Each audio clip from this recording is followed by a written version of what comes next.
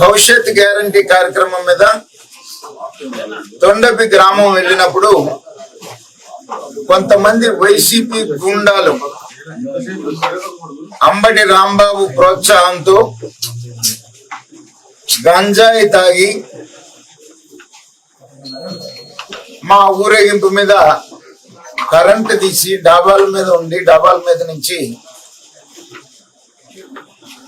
రాళ్ల వర్షం కురిపించి హత్యా ప్రయత్నానికి పాల్పడ్డారు. భగవంతుడి దయ వల్ల చిన్న చిన్న ఇంజరీస్ తో మరి బయటపడటం జరిగింది. పోలీసుల సమక్షంలోనే జరిగింది ఇన్సిడెంట్. పోలీసులు కూడా ఉన్నారు. పోలీసులు ఉన్నా కూడా పోలీసుల సమక్షంలో మరి ఇంత పెద్ద దుర్మార్గానికి పాల్పడి చాలా తక్కువ మంది ఉన్నది, చాలా గ్రామంలో చాలా తక్కువ మంది ఉన్నా కూడా అధికార మదంతో మంత్రి ప్రోత్సాహంతో గంజాయి తాగి ఈ రకమైనటువంటి చర్యలకి పాల్పడ్డారు. దీన్ని తీవ్రంగా మరి ఖండిస్తున్నాం.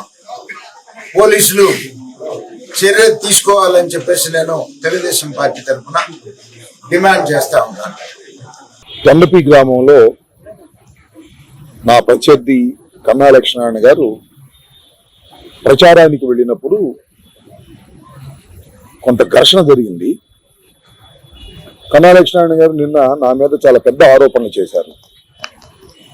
అక్కడ ఉన్నటువంటి వైసీపీ కార్యకర్తలు గంజాయి తాగి నా ప్రోద్బలంతో ఆయన మీద రాళ్లు రువ్వి హత్య చేయడానికి ప్రయత్నం చేశారని,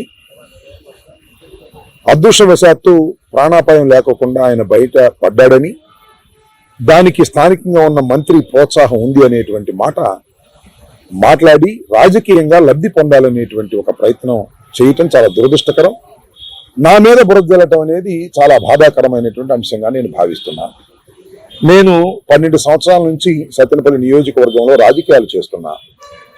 ఇప్పుడు కూడా తగాదాలను ప్రోత్సహించడం, దాడులను ప్రోత్సహించడం, హత్యలు చేయించే కార్యక్రమాలు నాకు గిట్టవు, నచ్చవు. ఆ పద్ధతి కూడా నాకు తెలియదు. తొండపి గ్రామం అనేది చాలా కాలం నుంచి ఫ్యాక్షన్ విలేజ్. పోయినసారి నేను ఎంపీ గారు, ఇప్పుడు ఎంపీగా ఉండి మొన్న రాజీనామా చేసిన శ్రీకృష్ణదేవరాయలు గారు, మేమిద్దరం ఇలాగే ఎన్నికలకు ముందు వెళ్ళినప్పుడు మా మీద కూడా రాళ్లు రువ్వినటువంటి సంఘటన బహుశా మర్చిపోయి ఉంటారు చాలా మంది. మా మీద కూడా రాళ్లు రువ్వారు. నిన్న జరిగిన సంఘటన ఏంటంటే పరస్పరం రాళ్లు రువ్వుకున్నారు. ఎవరు రువ్వారు, ముందు ఎవరు రువ్వలేదు అనే విషయాలు నాకు తెలియదు, కానీ ఇన్వెస్టిగేషన్ తప్పనిసరిగా తేలుతాయి. ఇవాళ ఇద్దరు మా వైసీపీ కార్యకర్తలు గాయాలు తగిలితే వారి ఆసుపత్రులు ఉంటే పలకరించడానికి వచ్చాం. పరస్పరం రాళ్లు రువ్వుకున్నారు.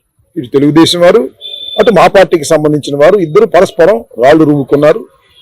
కొద్దిగా చిల్లరమల్లరుగా కొన్ని దెబ్బలు తగిలాయి.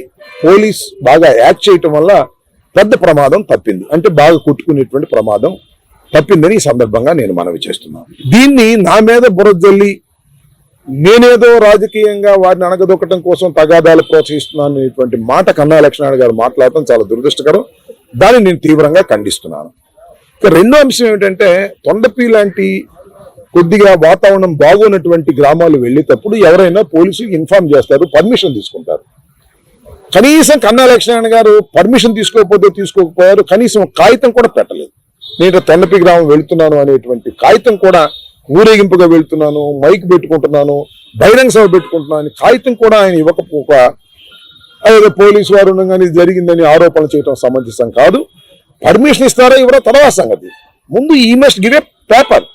మేము పలానా ఊరు వెళ్తున్నాము, మాకు అక్కడ రక్షణ కావాలి, పోలీస్ బందోబస్తు కావాలి అనేటువంటి కాగితం కూడా, పర్మిషన్ ఇవ్వకపోయిన కాగితం కూడా పెట్టుకోకుండా పెద్ద మనిషి ఇవాళ వెళ్ళేటప్పుడు కూడా ఎవరిని తీసుకెళ్ళాడు, సత్తెనపల్లిలో ఉన్న బ్యాడ్ ఎలిమెంట్స్ ని, రౌడీల్ని తీసుకువెళ్ళాడు.